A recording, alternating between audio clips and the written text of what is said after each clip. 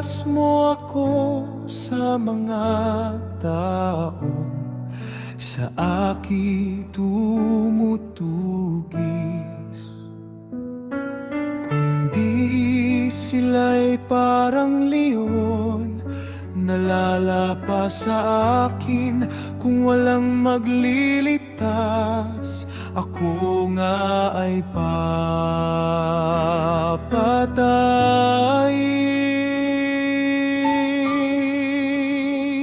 O Yahweh, aking Diyos, kung ako may nakasala, at kung aking mga kamay ay puminsala sa iba,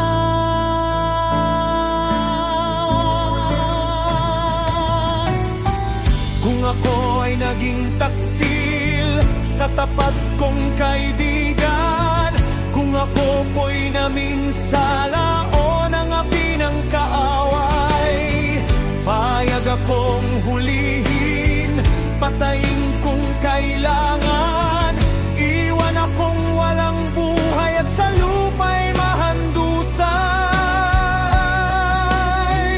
O Yahweh, bumangon ka,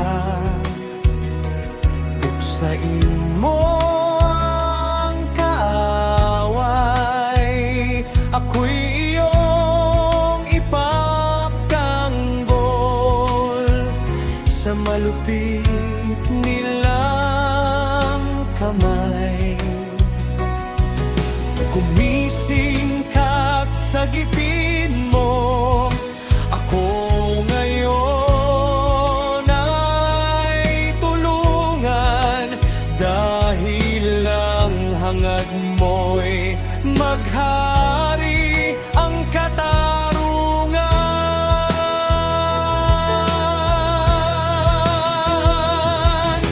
Ipunin mo sa iyong piling ang lahat ng mabansa, at mula sa trono sa kaitaasan, ikaw Yahweh ang mamahala.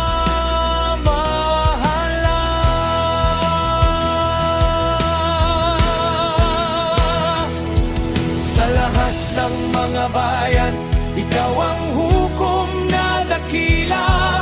Humatol ka sa panig ko, sapagkat ako'y taong tapat. Ikaw ay isang Diyos na matuwid.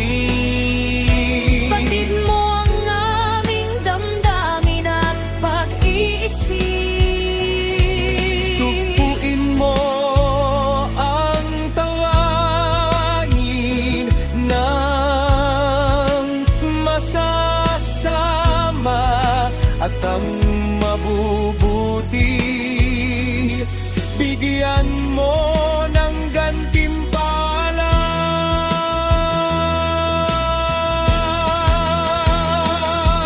Ang Diyos ang aking sanggalang,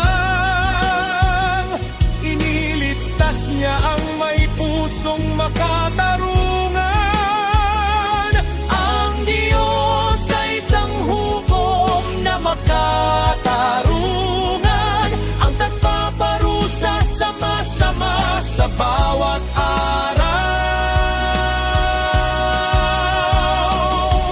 Kung di sila magbabago sa masasama nilang gawa, ang tabak ng Diyos ay kanyang ihahasa, pati ang kanyang panay kanyang ihahanda.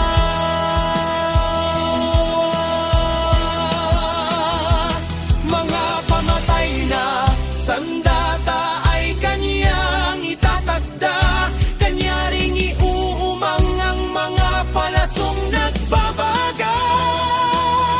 Pagmasdan mo ang masama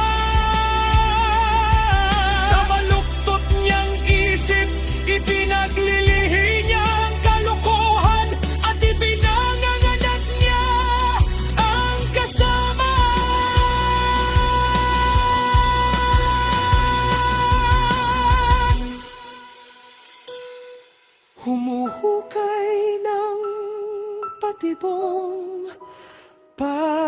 sa ibang tao.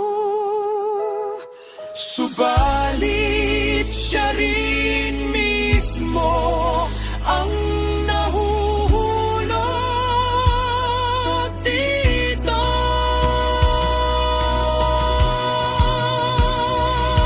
Siya rin ang may gawa sa parusang tinatanggap sa sariling karahasan. Siya ngayon'y naghihirap.